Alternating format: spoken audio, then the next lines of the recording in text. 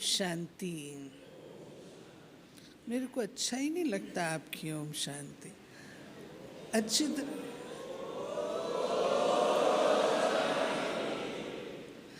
Thank you.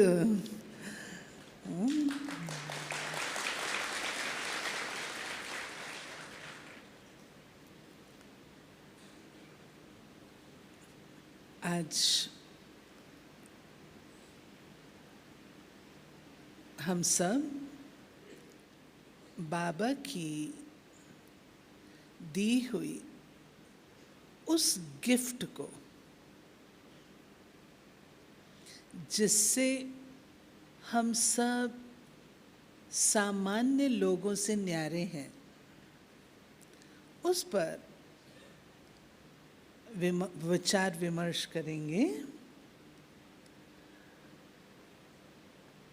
योगी और भोगी में अंतर किस बात का है?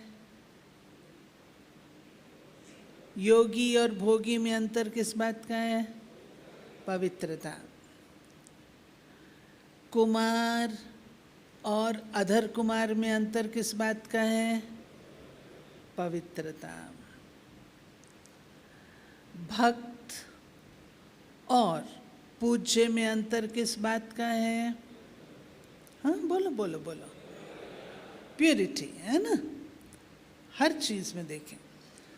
और अपना ईश्वरीय विश्वविद्यालय सारे संसार से न्यारा है, तो किस बात पर? प्योरिटी। फिर अगर सितम सहे तो किस बात पर? प्योरिटी। अगर संसार में रेयरेस्ट समझते हैं, कीमती, जो आसानी से उपलब्ध नहीं होता, अगर ये धारणा है तो कौन सी? प्योरिटी। और हमें नाज है, बाबा मुफ्त में थोड़ी आता है भारत में। भारतवासियों में पवित्रता का महत्व है, तब तो बाबा आता है भारत में। अगर कोई तपस्या करनी होती है तो भी कौन सी फाउंडेशन रखते हैं? प्योरिटी। नवरात्रे करते हैं तो भी क्या करते हैं? प्योरिटी। कोई भी विशेष उपलब्धि करनी होती है ना, तो उसमें पवित्रता का व्रत लेते हैं। पता है आपको? आप लोगों को पता है या नहीं पता नहीं। हाँ? कोई भी, मानो आपने कोई सिद्धि लेनी है, सिद्धि समझते हो? कोई ऐसी योग्यता जो सामान्य लोगों में नहीं होती, तो प्योरिटी। और गुरु लोग कहा करते थे कि अगर तुमने प्योरिटी भंग की तो तुम्हारी ये सिद्धि भी चली जाएगी। मैंने सुना है कुछ गायक कलाकार है ना, विशेष कलाकार, गायक कलाकार, नृत्य करने वाले, या कोई भी क्षेत्र में बहुत अधिक प्रसिद्धि अगर किसी ने उपलब्ध की है तो प्योरिटी। डॉक्टर अब्दुल कलाम कुमार है, अदर कुमार। उसने सारा जीवन किस में लगा दिया? वैज्ञानिक अन्वेषणों में, है ना, सारा जीवन उसमें लगा रहा। अटल बिहारी वाजपेयी कुमार, नरेंद्र मोदी कुमार। हाँ, क्या कहते हैं?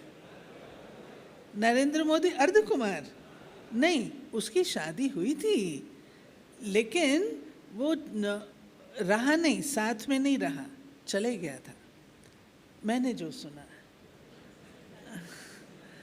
अच्छा, और सुनो, और भी हैं। हमारे देश में एक बहुत बड़ा साउंड इंजीनियर है, जाल मिस्त्री। जाल मिस्त्री, वो भी कुमार है। उससे पूछा, भाई तुमने शादी क्यों नहीं की? कहता है मुझे फुर्सत ही नहीं मिली। इतना व्यस्त रहता था, अभी भी इतना व्यस्त है। बॉम्बे में रहते हैं और अपना जितने भी हॉल बनते हैं ना अपने यज्ञ में, चाहे वो डायमंड हॉल है, चाहे वो हारमोनी हॉल ज्ञान सरोवर का है, चाहे अपना ये हॉल है, चाहे अपना ORC का हॉल है, चाहे अपना शांति सरोवर का हॉल है, सब हॉल्स में साउंड इंजीनियर जाल मिस्त्री, बेस्ट। तो कहते हैं मुझे फुर्सत ही नहीं मिली शादी करने की। ऐसे भी होते हैं, अब्दुल कलाम जी को भी नहीं मिली। तो अगर आप देखेंगे जीवन की उपलब्धि, और सच्चाई की बात यह है कि जब हम इस व्रत में होते हैं ना, पवित्रता के व्रत में, तो आपका लक्ष्य ही दूसरा हो जाता है, दूसरे लक्ष्य से। मैं अपनी बचपन की बात बताती हूँ। हमारे ज्ञान में हम लोग को 57 ईयर्स हो गए हैं। जिस समय हम आए थे तो हम तो 8.5 साल के थे। पिताजी घर में ये चित्र होते हैं ना, ये समझा रहे थे। कोई एंग्लो इंडियन महिला आई थी और मैं सुन रही थी, उनको नहीं पता कि मैं सुन रही हूँ। ड्राइंग रूम में सुना भी रहे थे और मैं वहीं बैठी थी, सुन रही थी। तो पिताजी ने बोलते बोलते बोला कि कोई भी कन्या जब तक कन्या होती है तब तक उसकी पूजा होती है, जब शादी कर लेती है तो उसको सबके पांव पड़ना पड़ता है।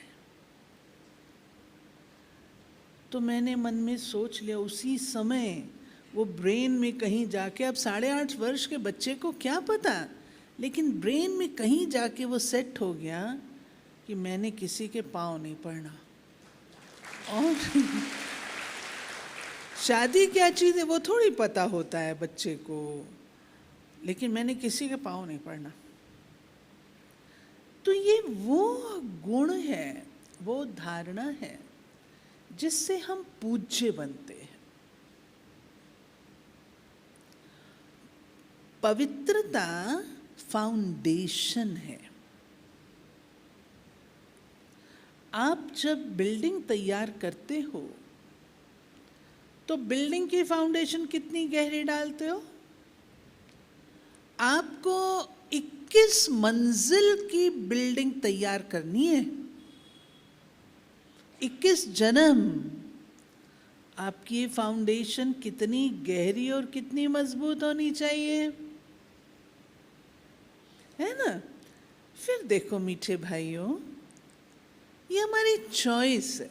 बाबा ने जबरदस्ती तो नहीं किया है ना कोई से। कोई जबरदस्ती तो ब्रह्मा कुमार बने हुए नहीं बैठे हो ना, अपने दिल से आए हो ना, अपनी चॉइस से आए हो। तो अपनी चॉइस से जो आए हैं, कोई कंपल्शन नहीं है, कोई हमारे ऊपर किसी का दबाव नहीं है, तो क्यों नहीं जो चीज़ मैंने अपने चॉइस से अपनाई है उसको मैं इतना अच्छी रीति से अपनाऊं जो मैं उसका एक्सपर्ट बन जाऊं। ये भी तो हो सकता है ना, हम उसके एक्सपर्ट बन जाएं। अब भारत के कुमार और विदेश के कुमार दोनों में कितना अंतर है? भारत के कुमार और विदेशों में तो कुमार होता ही नहीं। जब बाबा के पास आने शुरू हुए ना, तब दादी प्रश्न पूछा करती थी। तब उनको पता लगा कि पवित्रता भी कोई धारणा होती है। उनको तो ये भी ज्ञान नहीं था कि पवित्रता भी कोई चीज है जिसको लाइफ में अपनाना होता है। अपने देश में बचपन से इसका महत्व बताते हैं। कन्या की पूजा होती है और कई ऐसे अवसर होते हैं जिस पर इसका महत्व बच्चों को घरों में पता लग जाता है ना। घर में हमको कोई बताता है, घर में हमें कोई सुनाता है, अपने आप हम लोग सीखते हैं। तो पवित्रता वह फाउंडेशन है जिससे बाबा की एक अव्यक्त मुरली थी। बाबा ने कहा किस आधार से तुम बच्चे सारे विश्व पर विजय प्राप्त करते हो? बोलो, पवित्रता के आधार से। अगर संसार में हमारे पास एक भाई आते थे दिल्ली में, कहते थे दीदी बाबा ने इतने कड़े नियम बनाए हैं, बाबा अगर पवित्रता के नियम को थोड़ा ढीला कर दे ना तो यहाँ पे लाखों की सभा हो जाएगी, इतना अच्छा ज्ञान है। बाबा करेगा? करेगा? हाँ, करेगा? बाबा को लाखों चाहिए? नहीं चाहिए ना। बाबा को कितने चाहिए? मुट्ठी भर चाहिए। हम बैठे हैं, मुट्ठी भर चाहिए, कोई ज्यादा नहीं चाहिए बाबा को। नहीं तो सतयुग में भी भीड़ लग जाएगी ना, हाँ, वहाँ पर भी गड़बड़ हो जाएगी। तो बाबा हम बच्चों को पवित्रता के आधार से विश्व पर विजयी बना देते हैं। और उसी मुरली में बाबा ने कहा था कि याद करने दो, हाँ, पवित्रता के आधार से ही तुम फास्ट भी जा सकते हो और बहुत आगे भी जा सकते हो। क्या कारण है? कोई आत्माएं बहुत फास्ट तीव्र गति से आगे चली जाती हैं और कोई आत्माएं खड़खड़ करते हुए बेचारी चल रही हैं। क्या कारण है? प्यूरिटी। अब पवित्रता क्या है? पवित्रता में दो भाग हैं। एक है ब्रह्मचर्य व्रत, और मेरा मानना ऐसा है, हमारी अगर भारतीय संस्कृति को हम देखें तो पढ़ाई कब होती है? बताओ। हाँ, ब्रह्मचर्य व्रत में ना 4 आश्रम बताते हैं ना, ब्रह्मचर्य व्रत, गृहस्थ, सन्यास, वानप्रस्थ, 4 बताते हैं ना। तो पढ़ाई का मौसम कब होता है? 1 to 25, है ना। और उस समय कहाँ जाता था बच्चा? आजकल तो नहीं, गुरुकुल में जाता था। सब प्रकार की बातों से मुक्त होता था। सिर्फ पढ़ना है, पढ़ना है, पढ़ना है। चाहे वो राज विद्या होती थी, चाहे कोई भी विद्या होती थी, बच्चा उसमें केवल पढ़ता था और कुछ नहीं करता था। ठीक है ना। अब हमें बताओ, वो तो 100 वर्ष की आयु का है। अब ये विराट सृष्टि चक्र में अभी कौन सा वर्ण चल रहा है? बोलो, हाँ, कौन सा वर्ण है? किस वर्ण के हो आप? ब्राह्मण वर्ण के हो ना। तो ब्राह्मण कौन है? ब्राह्मण कौन? जो ब्रह्मचर्य व्रत में है। जो ब्रह्मचर्य व्रत में नहीं है वो ब्राह्मण कैसे कहलाएगा? ठीक है ना। तो अभी हमारा मौसम पढ़ने का है। 21 जन्म तो क्या, पूरे 84 जन्मों की कमाई हम इस युग में करते हैं। सतयुग में हम कमाई करेंगे, त्रेता में कमाई करेंगे, द्वापर में करेंगे, कलयुग में करेंगे। आप लोग साथ साथ बोलो, बोलने से पार्टिसिपेशन रहेगा। हाँ, करेंगे कलयुग में कमाई, सब कुछ गंवाएंगे।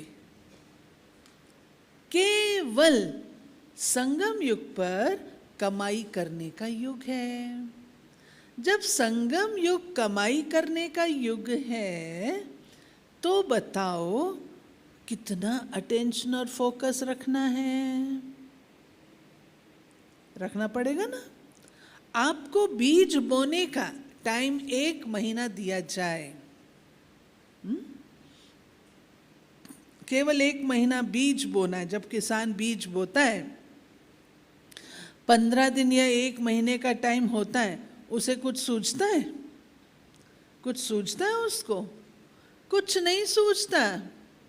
शादी हो, मुरादी हो, कुछ भी हो, वो कहता नहीं भाई मेरी कमाई इस पर है। सारे साल का फाउंडेशन ये टाइम है, तो उसको महत्व देता है। ऐसे ही हमारी इस लाइफ में सबसे इम्पॉर्टेंट फेज ऑफ लाइफ हमारा चल रहा है। पूरे साइकिल में, 5000 वर्ष के साइकिल में सबसे इम्पॉर्टेंट फेज मेरा वर्तमान समय चल रहा है। जबकि मुझे इतना सारा काम बाबा ने दिया है कि 84 जन्मों की कमाई करनी है तुमने, तो बुद्धि कहीं जाएगी? जा ही नहीं सकती। श्वासों श्वास, पल पल, क्षण क्षण मुझे कमाई करनी है, कमाई करनी है। बुद्धि में रहेगा ना। तो ये मेरा पढ़ाई का मौसम है, ये मेरा कल्प की कमाई का मौसम है। जब ये बात ध्यान पे रहती है तब हमारा अटेंशन और सब बातों से मुक्त हो जाता है। पहले अपने आप से पूछो कि सच में मुझे निश्चय है कि ये पढ़ाई का मौसम है? ये पूछने की बात है।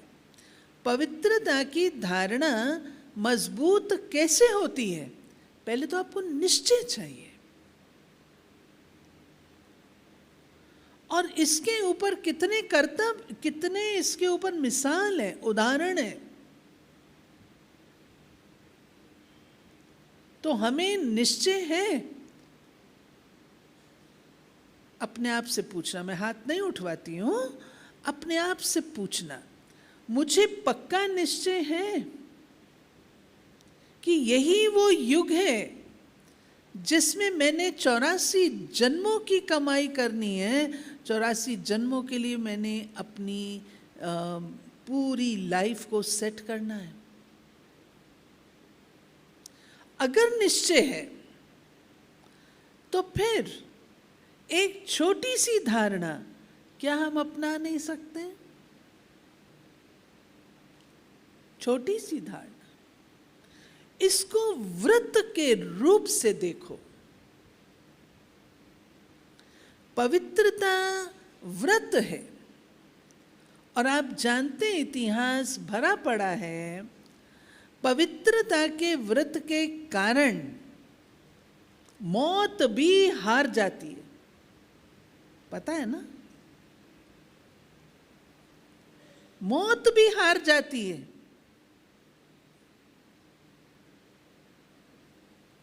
आज मैं आपको एक घटना सुनाती हूँ, सच्ची घटना। जिन दिनों पंजाब में बहुत हलचल थी, उन दिनों की बात है। हमारी एक बहन थी, वो करती थी, पढ़ाती थी स्कूल में। तो टेररिस्ट जो होते थे ना, वो जो कमाई करते थे उनको बुलाया करते। तो ऐसे ही उसको चिट्ठी भेजी कि तुम फलाने दिन फलाना इतना पैसा लेके फलानी जगह पहुंच जाना। तो बहनों ने उसको पूछा, क्या तुम जाओगी? उसने कहा, दीदी मैं जाऊंगी, नहीं तो वो सेंटर को नुकसान करेंगे, तो मैं ही चली जाऊंगी।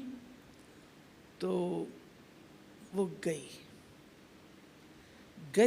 उसकी एक बूढ़ी माँ थी, जिस बूढ़ी माँ को वो कमाई जो करती थी ना, वो पैसा उसको भी भेजती थी, गांव में रहती थी। तो निश्चित दिन निश्चित स्थान पर वो पहुंच गई। तो देखा लोगों ने, टेररिस्ट ने आए, देखा, उनको मौका नहीं मिला। थोड़ी देर के बाद वो वापस चली गई। फिर उनका पत्र आया,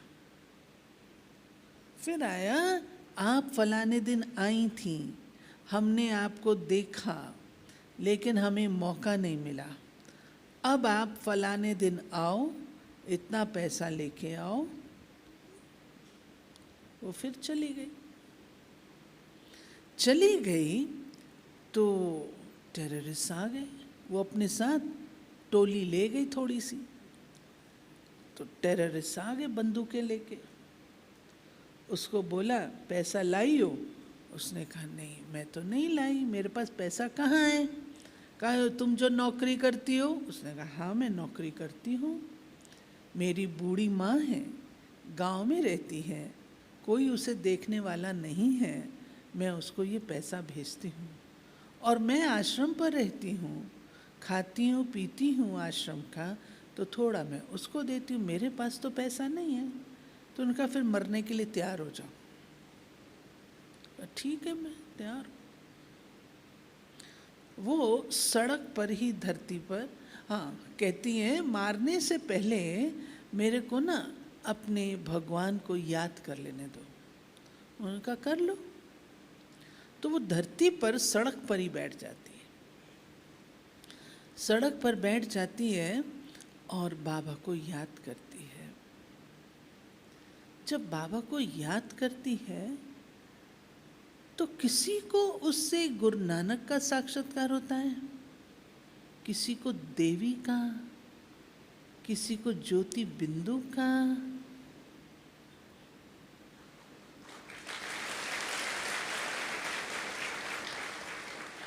वो आंखें खोलती, उठ के खड़ी होती है, ये सब उसके पांव पड़ जाते हैं।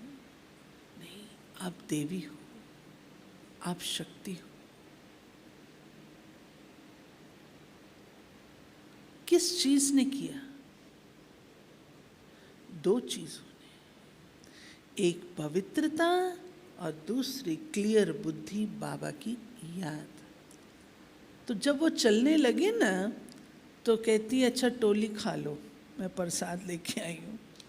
तो उनको उसने दिया। तो वो लोग 5 लोग थे, इसके पास 5 ही पीस टोली के थे। तो कहते हैं, आपको कैसे पता लगा कि हम 5 आएंगे? ये एक मिसाल है। ऐसे अपने यज्ञ में अनेकों मिसाल है। सारा हापुड़ का हंगामा हुआ तो प्योरिटी के कारण, सिंध में हंगामा हुआ प्योरिटी के कारण, बाबा को बदनामी मिली प्योरिटी के कारण। जो हापुड़ का हंगामा था ना, उसका बहुत विस्तार है, बहुत इंटरेस्टिंग है। आप लोगों को कभी इन सब हिस्ट्रीज का पता होना चाहिए, कैसे हमारे बड़ों ने सामना किया। एक रज्जू माता थी, 60 वर्ष की होती थी वो। उसके लिए कहते थे कि ये पवित्रता के व्रत में है, इसलिए हापुड़ में पूरा हंगामा अच्छी तरह हो। वो रज्जू माता बहुत प्यार से सुनाती थी, प्योरता, उसको प्योरिटी नहीं बोलने, प्योरता, पवित्रता भी नहीं हुआ, प्योरता पर हंगामा हुआ। तो वहाँ पर गृह मंत्री या चीफ मिनिस्टर उस समय चरण सिंह जी थे, चौधरी चरण सिंह। तो ये केस हमारा चौधरी चरण सिंह जी के पास पहुंचा, चीफ मिनिस्टर के पास। भाई क्या बात है? बोला कि ये बहनें जो है ना बहुत भ्रष्ट हैं। और दूसरी तरफ कहा कि ये प्योरिटी का, तो चौधरी चरण सिंह बोले दो में से एक बात बोलो, या ये भ्रष्ट है या ये वो है, पवित्रता की धारणा वाली बात है, दो में से तुम्हारी कौन सी है? तुम्हारे कहना गलत है, उन्होंने रद्द कर दिया, फिनिश्ड, हम लोग जीत गए। हमारे एक भाई को उन्होंने इसी हंगामे में, पता है आप लोग तो बिल्कुल भी ना कर पाओ, मैं आपको बता देती हूँ, चैलेंज से कह देती हूँ, बिल्कुल ना कर पाओ, उसके गले में मरा हुआ सांप डाल के और गधे पर बिठा के मुंह काला करके सारे हापुड़ में घुमाया था। है कोई जो इतनी ताकत रखता है बताओ? दूसरा, हमारा एक चीफ इंजीनियर भाई था जो कानपुर में थी, वो वहाँ से हापुड़ में, तो पहले तो थोड़े होते थे ना, तो कहीं पर कुछ होता था तो सब तरफ से सब लोग मदद के लिए पहुँच जाते थे। तो चीफ इंजीनियर भाई को ये गधा होता है ना, गधा, गधे के पीछे वो डुगडुगी लगा के, डुगडुगी होती है ना, वो लगा के, ड्रम्स लगा के बहुत सारे, और उसको सारे शहर में घुमाए और तालियां बजाते थे। Chief engineer.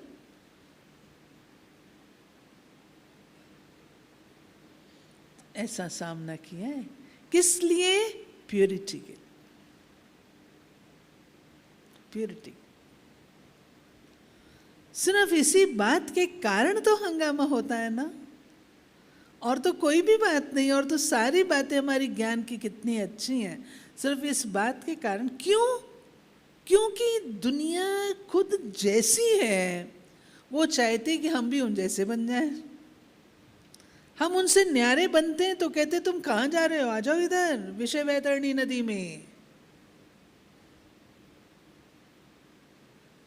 हम जाएंगे, हम बाबा के स्वच्छ, पवित्र, निर्मल, शक्तिशाली बच्चे कितने शुद्ध लगते हैं, और हम बच्चे थोड़े उसमें जाएंगे। अब आप लोग यंग एज में हो, मेजॉरिटी में देख रही हूँ यंग एज में। हम लोग भी तो बड़े हुए ना, यज्ञ में ही तो हम बड़े हुए ना, आप लोगों की एज क्रॉस की है ना हमने। हम लोगों को कहते थे भाइयों से बात नहीं करना, हम कहे क्यों नहीं करना बात, भाइयों से बात करने में क्या गलत है? तो फिर समझाती थी दादियाँ, तुम बात करोगे फिर ये होगा। हमने कहा कुछ नहीं होता हमको, हम पक्के हैं तो हमको कुछ नहीं होता। लेकिन प्यारे भाइयों, बुरा नहीं मानना, लेकिन आपको मैं वास्तविकता बताती। बाबा ने, आज मैंने एक मुरली पढ़ी, पुरानी मुरली, बहुत अव्यक्त बाप दादा की। बाबा ने कहा कि 2 कारणों से इसमें कुमार ढीले पड़ते हैं। एक प्रभावित होना और दूसरा रहम आता है। एक प्रभाव में आ जाते हैं, उसके बाद लगाव वो नेक्स्ट हो जाता है, और रहम। फिर तीसरे वाले को मैं अभी नहीं टच करती हूँ, वो है संस्कार। संस्कार, मैं अगर भूल जाऊं तो मुझे याद कराना, मैं सबका बताऊंगी। तो प्रभावित होना, मुझे याद है 1969 में हमारी कन्याओं की भट्टी हुई थी।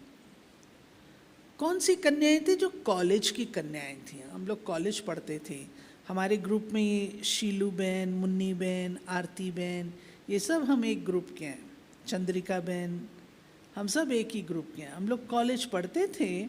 कॉलेज पढ़ते पढ़ते हम लोग आए थे, भट्टी हुई थी, पहली भट्टी 69 में। वो जो भट्टी हमने की ना, तो उसमें जगदीश भाई ने क्लास कराया, क्योंकि हम लोग एजुकेटेड थे सब लोग, दादियों के क्लास बड़े स्ट्रॉन्ग धारणा वाले होते थे। तो जगदीश भाई ने आकर के जो क्लास कराया, क्लास किस भिन्न भिन्न, वो तो इंटेलेक्चुअल थे और बड़े एनालिसिस से अच्छी तरह उन्होंने क्लास कराया। तो हम सब ने चंद्रमणि दादी को बोला, दादी जगदीश भाई का क्लास और होना चाहिए, और होना चाहिए। दादी हैरान हो गई। दादी कहती है कि तुम लोग सब प्रभावित हो गई। हमने कहा इसमें क्या प्रभावित होने की बात है, हमको उस प्रोफेसर का क्लास अच्छा लगता है, हम डिमांड करते हैं, इसमें प्रभावित होने की क्या बात है। इनोसेंट आंसर था ना। लेकिन फिर हमें क्या पता ये दादियाँ कितनी गहरी बाबा की पालना ली हुई हैं। दादियों ने हम लोगों को बैठ के फिर क्लास कराया, बोला ये प्रभावित होना है। आज तुम उसके गुण पे प्रभावित हुई हो, कल को उस पर प्रभावित हो जाओगी।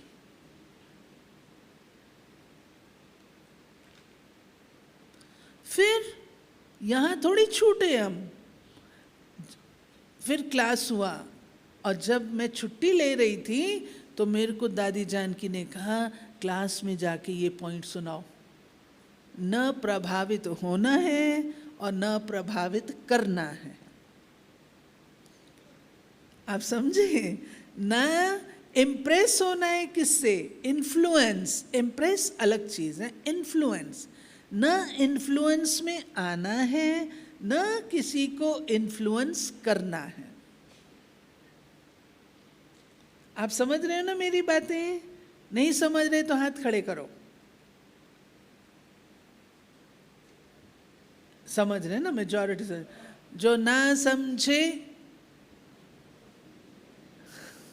मैं कुछ नहीं कह रही, जो ना समझे वो मेरे पास आ जाना बाद में। तो जो कहाँ से प्रभावित नहीं करना है। अब हमने क्रॉस क्वेश्चन किया, आप भी क्रॉस क्वेश्चन कर सकते हैं मेरे को। क्रॉस क्वेश्चन क्या किया, क्या दादी कोई अच्छा भाषण करता है और हम उसको अप्रिशिएट करते तो प्रभावित होना है? ये तो हमारी दिमाग में बैठती नहीं है बात। तब दादियों ने समझाया कि प्रभावित होना उसको कहते हैं जब तुमको वही अच्छा लगे और कोई ना अच्छा लगे। आज बाबा की मुरली थी ना ब्रह्मणी वाली, आज की मुरली थी ना, बस मुझे तो यही टीचर चाहिए। क्यों चाहिए भाई यही टीचर? आपका मुरली सुनने से काम है, भगवानोवाच कोई भी सुनाए, यही सुनाए। वो क्यों? तो एक तो ये चीज, तो प्रभाव में ना आना है और ना प्रभावित कर। कई लोग होते हैं ना औरों को इम्प्रेस करने की कोशिश करते हैं ताकि नेता बने और मेरे पीछे 4-6 लोग चलते रहे। ना वो करना है और ना ही वो करना है, दोनों नहीं करना है। अब मैं आपको मम्मा की बात बताती हूँ। यहाँ पर मम्मा की जब भी महिमा करते थे ना, तो मम्मा कभी भी महिमा एक्सेप्ट नहीं करती थी। मम्मा तुरंत कहती थी मेरी चमकीली माँ को याद करो। हमने तो मम्मा के लिए गीत भी बनाए, मम्मा से वार्तालाप करते थे, रूहान करते थे, मम्मा के साथ बोटिंग करते थे। मम्मा इतना खिलाती थी, गेम्स कराती थी, हारमोनियम बजा के म्यूजिकल चेयर कराती थी। मम्मा से बेहद प्यार होता था सबका। लेकिन मम्मा अपने में किसी को भी फंसने नहीं देती थी। ये विशेषता मम्मा की थी। और समझो कोई अगर ज्यादा मम्मा के पास जाता था ना, तो बाबा पता है क्या कहता था? बाबा तो ऑलमाइटी अथॉरिटी, बाबा कहता था ये ना मम्मा की मुरीद है। कौन सुनेगा ये टाइटल, मम्मा की मुरीद है? वो सतर्क हो जाते थे कि मेरी एक्टिविटी में कोई बात ऐसी है जो कि ऐसी नजर आ रही है।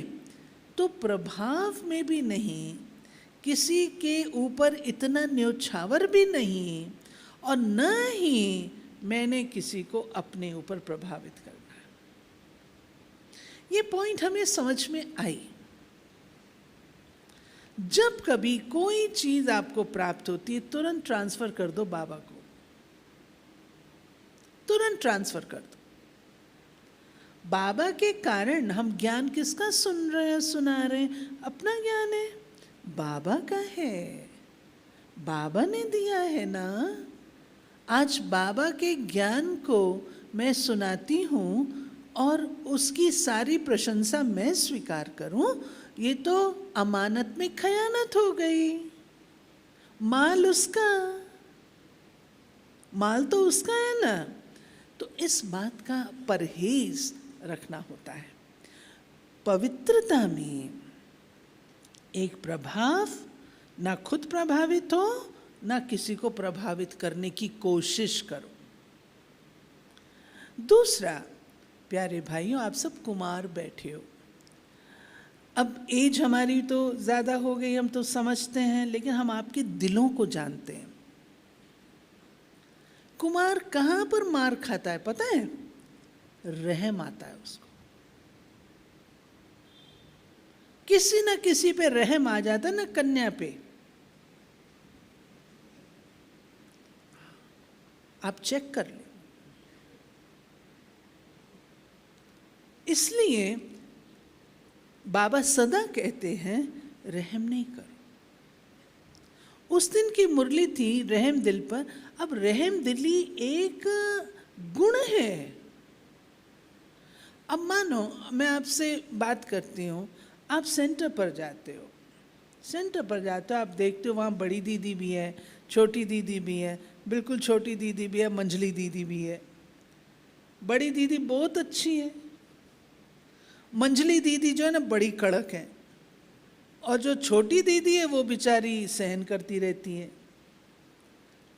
अब आपका अटेंशन रहम कहाँ जाता है? हाँ, कहाँ जाता है? छोटी पे जाता है ना, छोटी पे चला जाता है। अब क्या कारण है? कोई भी आत्मा अपना कारण बताती है? कोई अपना कारण नहीं बताता। अब आप कुमार हो, उसको कोई चीज चाहिए, आप कुमार हो, आप कहें तुम चिंता न कर, मैं तेरे को मोबाइल ला दूंगा। होता है ना, मैं मोबाइल ला दूंगा, कभी भी तुम ना जब ज़रूरत हो ना, तुम ये नंबर है मेरा, इस पे फ़ोन कर देना, मिस्ड कॉल दे देना।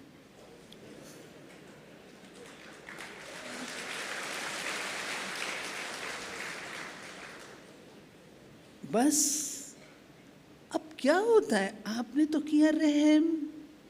अब वो जो पौधा बाबा के घर में लगा वो मजबूत नहीं होगा। उस पौधे में जो अपनी शक्ति ग्रोथ की होनी चाहिए वो नहीं आएगी। आप देखो, जब छोटे बच्चे को चलना सिखाते हैं, माँ बाप क्या करते हैं? उंगली पकड़ते हैं, फिर क्या करते हैं? उंगली छोड़ भी देते हैं, बच्चा अपने आप चले।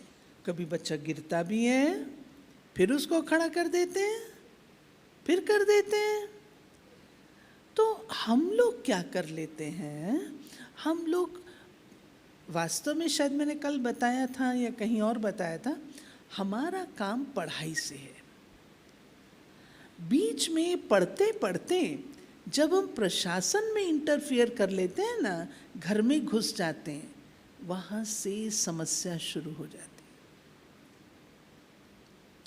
फिर देखो, अभी आपको दीदी ने देख लिया कि आप उसके साथ बातचीत करते हो, वो आपके साथ बातचीत करती हैं। दीदी आपको अब बोलेगी तो सही ना कि बाबा के घर में ऐसा काम तो नहीं होना चाहिए ना, बोलेगी। अब आप क्या कहते हो? ठीक है। वो भी कहती है ठीक है, मेरा नाम लगाएगा, अब तो मैं ऐसा ही करके दिखाऊंगी। और कुमार भी कहता अब तो मैं ऐसा ही करके दिखाऊंगा। इसको हम क्या कहेंगे? पढ़ते पढ़ते हमने गलत गली ले ली ना। अब आपका सारा ज्ञान ध्यान आप सब अनुभवी होंगे या नहीं होंगे, तो मैं चेतावनी दे रही हूं, आपका सारा ज्ञान ध्यान उड़ जाएगा। आप कहो मैं बाबा से योग लगाऊं, उससे योग नहीं लगेगा। वो जो बहन है ना, उससे योग लगा। सच्ची बात है ये। फिर क्या होता है, और बढ़ती है, बातें बढ़ जाती हैं, फिर मन खिन्न हो जाता है। एक दिन बाबा के घर से पांव खिसक जाते। ये रहम दिली का नुकसान हुआ। बाबा कहता है रहम दिल बनो, पहले अपने ऊपर रहम दिल बनो। अपनी कमी कमजोरी को देख लो, वहां रहम दिल बनो, उसको करेक्ट करो। उसके बाद संसार को परिचय दो। ये हमारा काम है, ठीक है। फिर अगला होता है संस्कार। कई कुमारों के संस्कार होते हैं, संस्कार पुराने होते हैं, जिस पर मेहनत नहीं करते हैं ना, तो वो संस्कार फिर उनके पक्के होते हैं। संस्कारों को खत्म करने के लिए तपस्या चाहिए। क्या करते हैं, अभी क्या सुनाऊं आपको। आज एक से बनी, कल दूसरे से बनी, परसों तीसरे से बनी। लाइफ में यही, ये लाइफ नहीं है ना भाई। ये काम करना है तो दुनिया बहुत है ना। घर में पवित्र शिव शक्तियाँ रहती हैं, हमने उनको, आप भाई हो, प्यारे भाइयों, आप भाई हो, आपको नाज होना चाहिए अपनी बहनों के ऊपर। बहनों को बल दो। कभी अगर वो थोड़ी सी कमज़ोर भी पड़े ना, कि देखो मेरे साथ ऐसा होता है, ऐसा तो नहीं, सब सहन करो बहन। जितना तुम सहन करोगी उतनी तुम शक्तिशाली बनोगी। ये काम आपका है। आपकी अपनी लौकिक बहन अगर कमज़ोर पड़े तो आप क्या करोगे? क्या करोगे? उसको कहोगे चल छोड़ दे, कहोगे? बोलो, मजबूत बनाओगे ना उसको। ऐसे ही हमारी प्यारी बहनें जो हिम्मत रख कर के सेंटर पर आती हैं, शिव शक्तियाँ, देवियाँ हैं, ऐसे ही उनको देखो। और कभी कोई, मैं नहीं कहती कि आपका दोष होता है, सारा दूसरी तरफ से भी होता है। अगर कहीं पर कोई ऐसी बात हो ना, खड़े हो जाओ, नहीं बहन, ये अपनी मर्यादा की, पढ़ाई के अनुकूल नहीं है। इतनी शक्ति अपने अंदर धारण करो। उसके लिए क्या करो वो मैं बताती हूँ। एक चीज़ है, आपको विशेष रूप से, क्योंकि ये पवित्रता हीरा है और माया सबसे ज़्यादा अटैक इस पर ही करती है। ये पवित्रता आपके लिए जीवन का अमृत है और माया मासी इसको ही लेना चाहती है। उसके लिए नंबर 1, अपना फुल अटेंशन पढ़ाई पर, अपने आप को बिजी रखो। सभी कुमार अपने आप को बिजी रखो। जितना बिजी रखोगे ना, फुर्सत ही नहीं है। सुना ना जाल मिस्त्री की बात, अब्दुल कलाम जी की बात, फुर्सत ही नहीं मिली। बिजी कर दो। कितनी सेवा है, कितनी सेवा है। मनसा सेवा भी है, वाचा सेवा भी है, कर्मणा सेवा भी है, अपने घर की भी सेवा है, आपके लौकिक घर में भी तो है ना। बैलेंस रखो। यहाँ मैं आपसे ये चाहूँगी, कई कुमार ऐसे करते हैं, सवेरे से लेकर शाम तक सेंटर पर ही रहेंगे और कहीं नहीं। बैलेंस रखो। घर में माता पिता को भी संतुष्ट करो, उनकी भी प्यार से सेवा करो, सेंटर की भी, मतलब अपने आप को 24 घंटे बिजी रखने का प्लान बनाओ। ये मैंने बाबा से संगम युग पर मांगा था वरदान। जब समर्पण की बात हुई कि मेरे को समर्पण करना है, दादी कुमारका ने, प्रकाश मणि दादी, उन्होंने बचपन से देखा था, तो मेरे को कहती थी समर्पण जल्दी। मैं कहती थी नहीं दादी, अगर आप मेरे को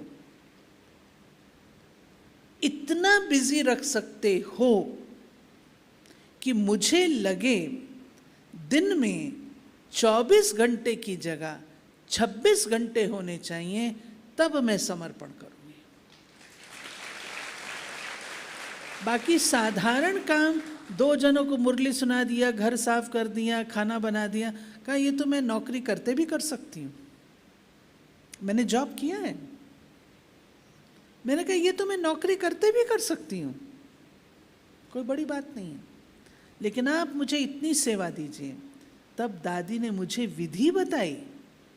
दादी ने कहा आशा, कभी 24 घंटे ऐसी सेवा नहीं भी होती है, भाषण की, क्लास की, कोर्स की, मुरली की। तुम जाओ किचन की सफाई करो। मुझे बहुत अच्छा लगा।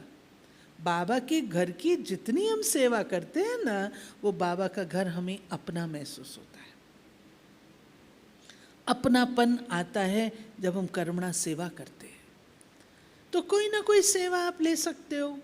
बाबा के भंडारे की क्लीनिंग ले सकते हो, महीने में एक बार, बाबा या 15 दिन में एक बार। बाबा के रूम की ले सकते हो, क्लास हॉल की ले सकते हो, कुछ भी ले सकते हो। सेवा लो जिससे आपको बाबा से प्यार, लिंक जुड़ा रहे। लेकिन अपन को बिजी करो, एक बात। दूसरा, मैं बाबा का वह बच्चा हूं जिसको बाबा ने सारे संसार में से चुना है। आप लोगों को पता नहीं लगता, लेकिन आप ब्रह्मा कुमार जब और लोगों के साथ खड़े होते हो ना, आप लोगों की चमक ही और होती है, आप लोगों का चेहरा और होता है, आप लोगों की चाल चलन न्यारी होती है। वो क्या करेंगे?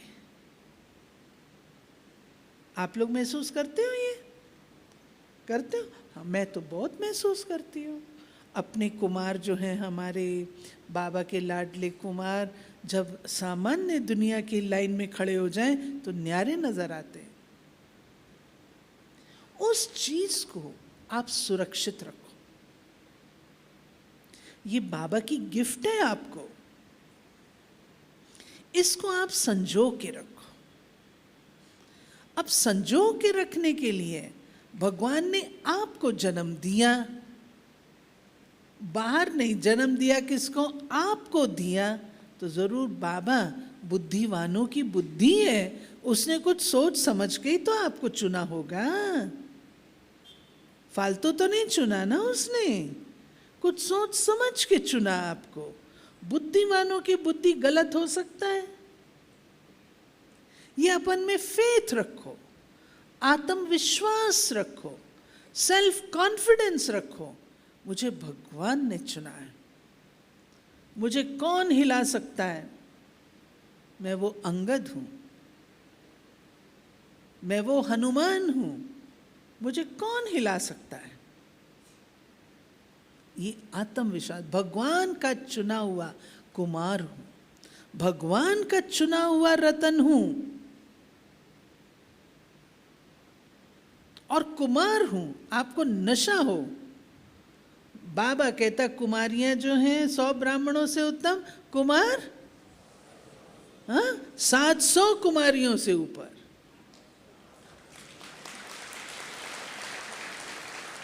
सात कन्याओं में एक कुमार होता है ना। 7 कन्याएं जब पूजा होती है ना नवरात्रे में, तो 7 कन्याएं होती हैं और एक कुमार होता है, सिर्फ लैंकड़ा एक ही होता है। तो 700 कुमारियों से ऊपर हो आप, इतने बलवान हो। यस, इतने शक्तिशाली बाबा के लाडले बच्चे हो आप। इस चीज को संजो के रखना है, ठीक है। फिर और जो संस्कार की बात कही मैंने, संस्कार को जीतने के लिए तपस्या करो। एक बिजी रहना है, दूसरा तपस्या करो। तपस्या में विशेष रूप से एक तो मौन व्रत, मौन व्रत से शक्ति मिलती है, अंतर्मुखता आती है, गंभीरता आती है, मन शांत चित्त होता है, परखने की शक्ति अच्छी होती है, निर्णय बुद्धि अच्छी बनती है और आपका व्यवहार उत्तम होता है मौन व्रत वाले का। तो अपने साथ आप ये संकल्प करके जाना इस बारी कि मैंने मौन व्रत धारण करना है। सप्ताह में चाहे 1 दिन करो, मैं नहीं कहती रोज, मैं इस बात को नहीं मानती हूँ, बैलेंस हमेशा अच्छा रहता है। सप्ताह में 1 दिन मौन रखो बस। दूसरा, सप्ताह में 1 दिन विशेष रूप से अमृत वेला 4 से 4:45 करते हो ना, 1 दिन 3 से 5 करो, 1 दिन। तीसरा, शाम को योग होता है ना, हमारे अमृत वेला होता है, क्लास का होता है, शाम का योग होता है, रात्रि का होता है। इसको भी अपना कंप्लीट चार्ट करो। दिनचर्या अपनी ऐसी बनाओ जो कि आपका ये सारा सिस्टम सेट हो जाए। अमृत वेला, क्लास, ये सब प्रकार से सेट हो जाए, ठीक है। इससे जितना, मेरा मानना ये है कि आपका, अनुभव से सुना रही हूँ, अगर आपके अंदर ज़्यादा ताकत नहीं है, लेकिन अगर आप नियमों की पालना करते हैं ना, तो वो जो नियम हैं वो आपको शक्ति देते हैं, पक्का। जैसे कोई चीज़ होती है ना, मानो किसका फ्रैक्चर होता है, वो चल नहीं सकता है, जब प्लास्टर खोलते हैं चल नहीं सकता, लेकिन फिजियोथेरेपिस्ट क्या कहता है, नहीं आपको इतना समय 15 मिनट चलना ही पड़ेगा, बोलता है ना। 15 मिनट चलता है, धीरे धीरे करके उसका वो खुल जाता है और वो ठीक हो जाता है। ऐसे ही नियमों की धारणा, नियमों को तोड़ना नहीं, नियम आपके लिए सुरक्षा है। देखो, बाढ़ लगाई जाती है ना, को बगीचा लगाते हैं तो चारों तरफ बाढ़ लगाई जाती है ना, बाढ़ समझते हो, फेंसिंग की जाती है ना, ताकि बगीचा सुरक्षित रहे। ऐसे आपकी दिव्यता, पवित्रता, आपके गुण सुरक्षित रहे, तो वो कौन सी बाढ़ है? नियमों की बाढ़ है, ठीक है। फिर एक ये हुआ बिजी रहना, नियमों की धारणा, पर्सनल तपस्या, मौन व्रत, और उसके साथ साथ अपना जो आपकी बड़ी टीचर है ना, उसके साथ कनेक्शन अच्छा रखो। आम तौर पर छोटों के साथ हम कनेक्शन अच्छा रखते हैं, बड़ों को अवॉइड करते हैं, वो काम नहीं करो। बड़ों से कनेक्शन अच्छा रखो। बड़ों से कनेक्शन अच्छा रखने से अपना चार्ट लिखो, चार्ट लिख करके दीदी को बताओ, जो आपको प्रॉब्लम आती है दीदी को सुनाओ। दीदी को सुनाने से दीदी आपको डायरेक्शन देगी, दीदी आपको क्लैरिटी देगी। अच्छा, दीदी आपको कहती है देखो भाई एक बात है, आप ना ज़्यादा बहनों के साथ लूज टॉक नहीं करो। अब देखो कुमारों, आप सब जानते हो, ये सब कॉमन बातें हैं। आप चेक करो मोबाइल पर आपका कितना समय जाता है। साइंस ने मोबाइल दिया किस लिए? ताकि आपका काम तुरंत का तुरंत हो जाए, इसलिए ना। लेकिन मैं मोबाइल किस लिए यूज कर रही हूं, ये सोचो। तो गलत उसमें मैंने यूज नहीं करना। अधिक बातें मत करो, अपनी एनर्जी वेस्ट मत करो। समय नहीं है ना, समय होता तो हम कर लेते, समय ही नहीं है। बात से बात की, फिनिश्ड। और फिर आप सबको पता है, मर्यादाओं में बहनों के साथ लूज टॉक नहीं करनी है, बहनों के साथ बातें नहीं करनी है, बहनों के साथ नहीं करना। मैं ये रखती हूँ मन में, भाई बहन का हमारा रिश्ता है, बहनों से बात करना कोई बुरी बात नहीं है, बहन भाई हैं। हाँ, जो बुरी बात है उसको आप भी समझते हो, वो नहीं करनी है। बाकी बहन भाई बात क्यों नहीं करेंगे? मैं कभी मना नहीं करती हूँ बहन भाई बात ना करो, क्यों नहीं करें? हमारा दैवी रिश्ता है, इतना प्यारा संगम युगी हमारा रिश्ता है, रूहानी रिश्ता है। हम आपस में बात क्यों ना करें? हाँ, रूहानी बात करेंगे, फालतू की बात नहीं करेंगे। इतना दम होना चाहिए। ये छोटी छोटी चीजें आपको पवित्रता में मदद देगी। फिर देखो आगे, मुझे नहीं पता आप लोग देखते हो, फिल्म्स देखते हो, सीरियल्स देखते हो, या इंटरनेट से जो चीज़ आती है, मैं अपने मुख से बोलना भी नहीं चाहती, कभी वो भी देख लेते हो। तो आप मुझे बताओ, आपकी बुद्धि चंचल होगी या नहीं होगी? अगर आप ये देखेंगे, ये सब फालतू की चीज़ें देखी, आपकी बुद्धि चंचल नहीं होगी क्या? कौन सा ऐसा बैठा है जिसकी बुद्धि बिल्कुल सब ऐसी उठपटांग चीज़ें देखे और कहीं मेरी बुद्धि चंचल नहीं होती? ध्यान जाता है, बुद्धि विचलित होती है, फिर खुद पर लज्जा आती है, पश्चाताप होता है।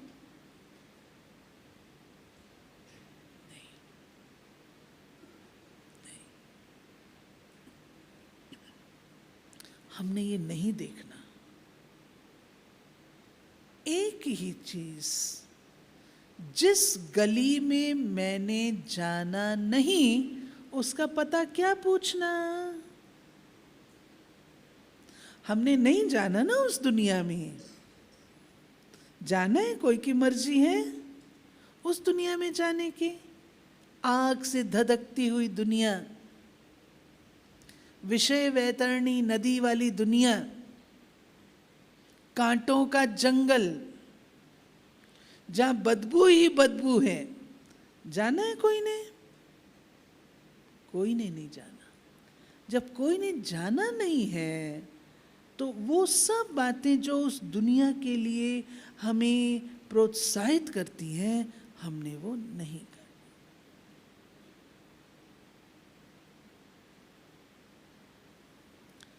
कई पोर्नोग्राफी देखते हैं, कई ऊट पटांग चीजें आती वो देखते हैं। नहीं, आप कौन हो? अपने सोमान को देखो, आप कौन हो? सनत कुमार, संत।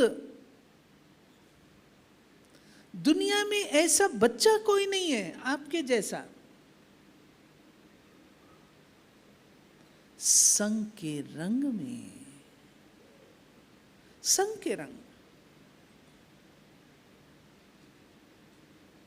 इसलिए अपना संग उसका करो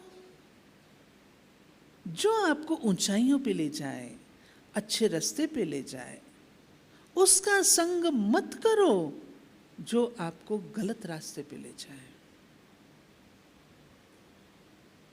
Hear no evil, see no evil, talk no evil, do no evil, think no evil. No to negativity. नहीं, बिल्कुल नहीं करो। अरे भाई, तुम मेरे को कहाँ ले जाना है? इधर आ जा, उस रास्ते पे नहीं जाना।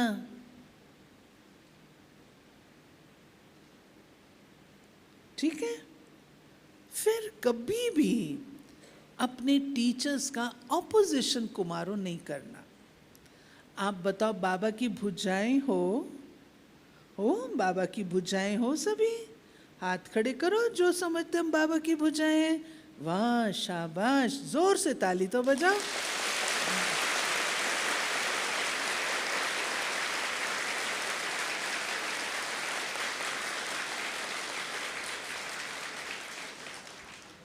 बाबा की भुजाएं सदा बाबा के कार्य में सहयोगी है ना, है ना? तो इस भट्ठी में वायदा करना अपने आप से, हम कभी भी ऑपोजिशन की लाइन में खड़े नहीं होंगे। ऑपोजिशन की लाइन में कौन था? कौरव।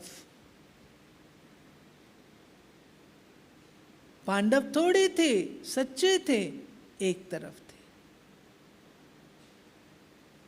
है ना? ऑपोजिशन में तो नहीं जाना ना कोई ऑपोजिशन में, हमेशा बड़ों का कहना मानते हुए। नहीं तो ये चीज़ें एक गलती करते हैं ना, मैं सब अनुभव से सुना रही हूँ आपको। एक गलती करते हैं ना तो वो हजम होती है तो और बड़ी गलती करने के लिए तैयार हो जाते हैं। वो हजम कर लेते हैं तो तीसरी बड़ी गलती के लिए तैयार हो जाते हैं। धीरे धीरे धीरे धीरे वो सारा बिल्कुल रूपरेखा बदल जाती। इसलिए मैंने पहली गलती ही नहीं करनी है। पहली गलती करते हैं तो तुरंत क्लियर कर, दीदी मेरे से गलती हो गई, ये बात हुई है, आप मुझे करेक्शन दो, गाइडेंस दो, जो भी दो, लेकिन कभी भी ऑपोजिशन लाइन में नहीं जाना। हम बाबा के बच्चे हैं, नई दुनिया की स्थापना के निमित्त हैं, नया संसार बना रहे हैं। चिड़िया की कहानी सुनी आपने?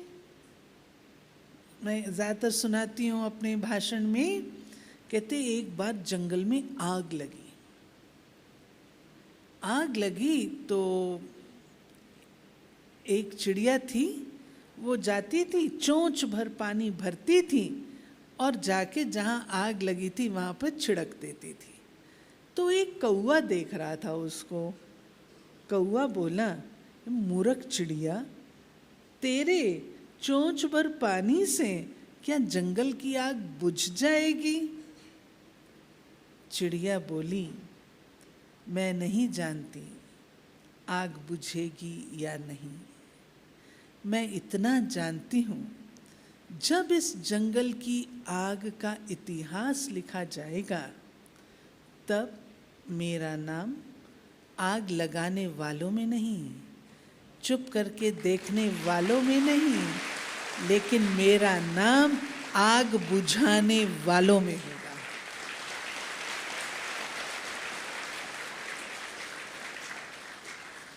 हम भी आग बुझाने वाले हैं, ठीक है ना? कहीं पर अपने सेंटर पर कुछ गड़बड़ हो जाती है ना, तो अपना काम आग लगाना नहीं है, आग बुझाना है। आपको कोई बात समझ में आती, कोई देखते हो बात, दीदी को बताओ, दीदी थोड़ी संभाल करना, ये बात ऐसी है, तो आप आग बुझाने वाले बन गए ना, फायर फाइटर बन गए ना। बाबा हमको फायर ब्रिगेड कहता है ना, ये काम करना, ठीक है? अब आपको मैं एक कहानी सुनाती हूँ जो बहुत साल पहले मैंने सुनी थी, लेकिन वो बहुत हमारे लिए लाभदायक है। किसी ने मुझे कहा वो कहानी ज़रूर बताना। वो कहानी है, एक बार पांडव श्री कृष्ण के साथ घूमने जाते हैं, पिकनिक पे जाते हैं, घूमने समझ लो, घूमने जाते हैं। तो श्री कृष्ण कहते, देखो मैं तुमको ले तो चल रहा हूँ, लेकिन एक बात ध्यान रखना, जहाँ मैं ले जाऊँगा तो वहाँ पर तुमने जाकर के कोई फल नहीं तोड़ना। कहा ठीक है, नहीं तोड़ेंगे। अब ये पांचों पांडव तैयार हो गए, चलने लगे। चलने लगे तो श्री कृष्ण जी भी साथ में। तो द्रौपदी जो थी वो भी इनके साथ चल पड़ी, क्योंकि एक ही परिवार है, तो द्रौपदी भी चली। हाँ, उसने ये कहा था कृष्ण जी ने कि एक तो पीछे मुड़ के नहीं देखना, एक शर्त ये थी कि एक पीछे मुड़ के नहीं देखना, और दूसरा जहाँ मैं ले जा रहा हूँ वहाँ से तुमने फल नहीं तोड़ना। ठीक है, हम कर लेंगे। अब क्या हुआ, जब वो चल रहे थे तो द्रौपदी भी आ रही थी। अब द्रौपदी जो जा रही थी तो उसके पायल की आवाज़ आती थी तो पांडव समझ जाते थे कि द्रौपदी आ रही है, लेकिन द्रौपदी को पांडव दिखाई नहीं देते थे। फास्ट चल रहे होंगे ना पांडव, द्रौपदी अकेली धीरे बेचारी जा रही थी, तो उसको द्रौपदी को पांडव दिखाई नहीं दे रहे थे। तो द्रौपदी ने क्या किया, वो पीछे आ गई, मुड़ गई, वापस आ गई। पांडव चले गए आगे, ये वापस आ गई तो अपने घर में गई। घर में गई तो वहाँ पे नहा धो के छत के ऊपर जाके बैठी। छत के ऊपर जाके बैठी तो वहाँ से कर्ण इनका कज़न था ना, दानवीर कर्ण युद्ध के लिए तैयार होकर के निकल रहा था। युद्ध की पोशाक पहनी हुई, घोड़े पे सवार और बहुत स्मार्ट, और वो निकल रहा था। तो द्रौपदी के मन में ख्याल आया, कितना शूरवीर लग रहा है। बात पूरी हो गई। अब वहाँ बगीचे में क्या हुआ, बगीचे में ये लोग घूमते रहे, फिर वो भीम जो था ना उसको भूख लग गई। तो भीम को भूख लग गई तो उसने फल तोड़ लिया तो उसको याद आ गया, अरे भगवान ने तो मना किया था फल नहीं तोड़ना, अब क्या करूं। तो उसने सोचा मैं अपने बड़े भाई युधिष्ठिर जो बहुत बुद्धिमान था उसको कंसल्ट करता हूँ। तो उसको गया कंसल्ट करने। युधिष्ठिर बोले भाई ये तो गलती हो गई, अब क्या करें। तो युधिष्ठिर ने भी अपना दिमाग लगाया, ठीक है पहले ना हम ये फल भगवान को स्वीकार करा देते हैं, भगवान खा लेगा तो हम भी खा लेंगे। तो गए श्री कृष्ण जी के पास, बड़े प्रेम से फल लेके गए, खुशी खुशी कि भगवान स्वीकार करिए। तो भगवान बोले कि ये फल क्यों तोड़ा। कहा भगवान भोग लगा रहे हैं। कहा भगवान बोले आज्ञा क्या थी, आज्ञा थी फल नहीं तोड़ना, तो तुमने क्यों तोड़ा। अब जाओ और जहाँ से ये फल तोड़ा है ना वहाँ पर इसको लगा के आओ। अब फल लगता है। अब ट्राई किया बेचारे भीम ने, सब ने, पांडवों ने, आए अर्जुन वो निशानेबाज, उन्होंने भी लगाने की कोशिश की, नहीं लगा, वो आ गया नीचे। तो पांडवों को ख्याल आया कि हमारे साथ तो, हाँ, भगवान बोले कि ये फल वो लगा सकता है जो बिल्कुल पवित्र है। तो कहा कि हमारी द्रौपदी है, हम द्रौपदी को ले आते।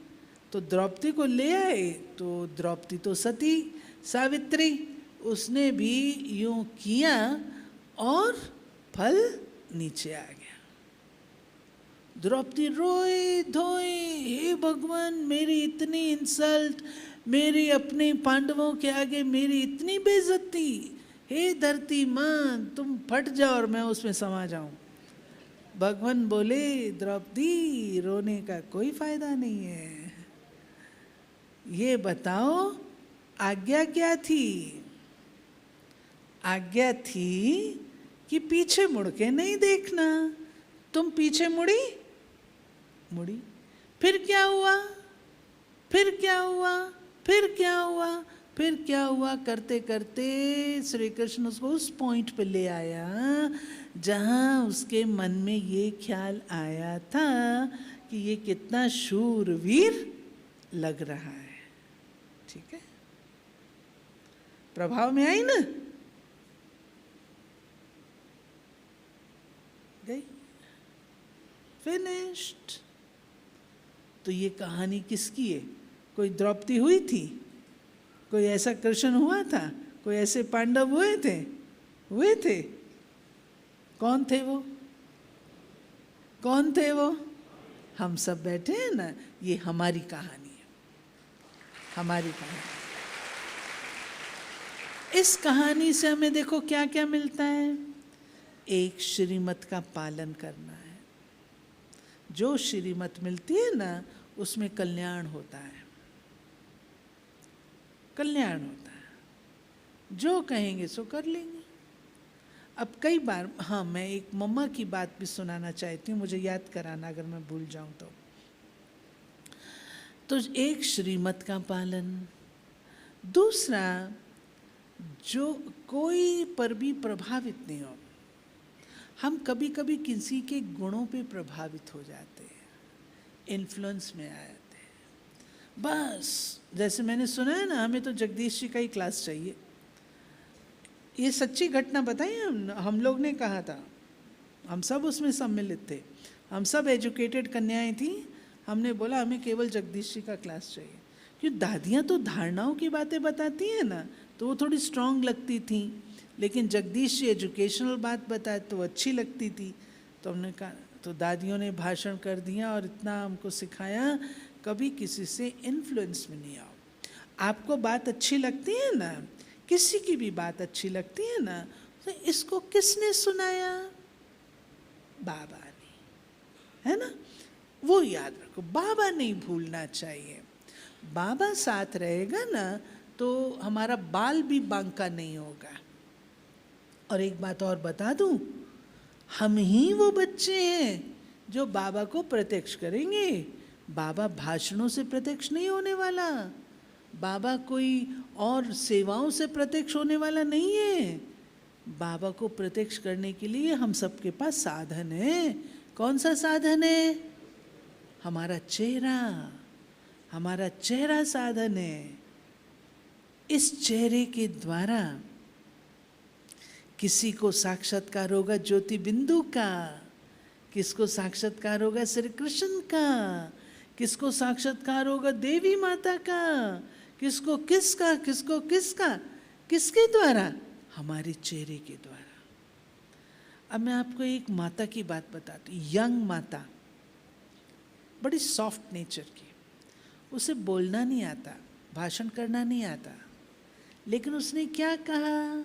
हम लोग कहते ना हमें चांस थोड़ी मिलता, हमें चांस मिले तो हम भाषण करें ना, हमें चांस मिले तो हम लाखों को बना दें बाबा का, हमें चांस नहीं मिलता। कई बार ऐसे कहते हैं, परंतु उस बहन की बात मुझे मन में लग गई। वो क्या बोली? कहती है, मैं बाबा को कहती हूँ, बाबा मुझे भाषण नहीं आता, मुझे ज्ञान सुनाना नहीं आता, लेकिन आपने जो ये कहा है कि अपने चेहरे और चलन द्वारा सेवा करो, बाबा ये मैं अवश्य करूँगी।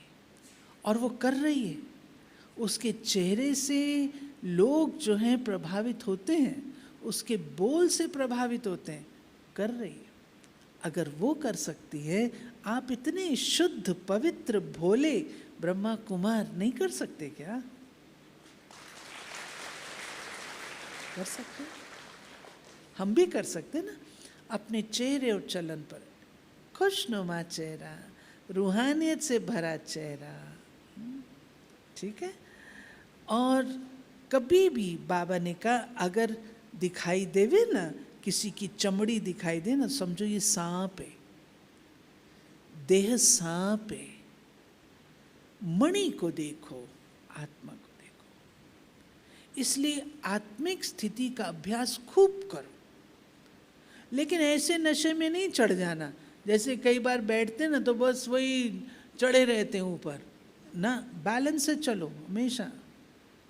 बैलेंस से चलो, नहीं तो फिर ऐसे ढीले ढाले घूमेंगे जैसे पता नहीं क्या ना। बैलेंस से चलो ना, ज्ञान से चलो, बैलेंस से चलो। कई कुमार ये भी सोचते हैं कि हम बूढ़े हो जाएंगे तो हमको कौन संभालेगा। आप क्या समझते हो, जो आपको मिलेगी वो बुढ़िया नहीं होगी क्या?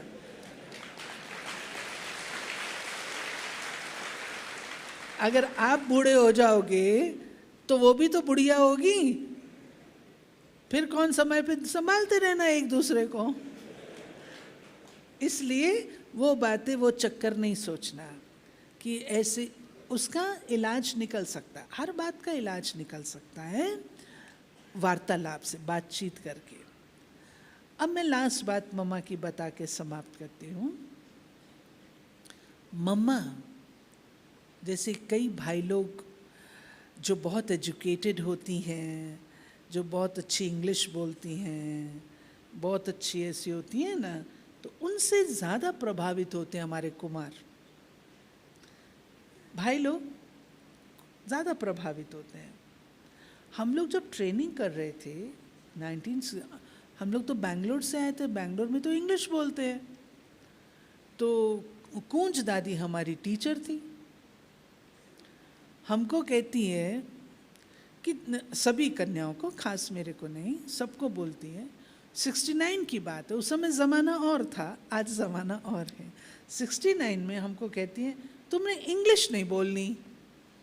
क्यों नहीं बोलनी दादी, हमारी तो पढ़ाई इंग्लिश में होती है। कहती नहीं, तुमने स्टूडेंट इंग्लिश में नहीं समझाना।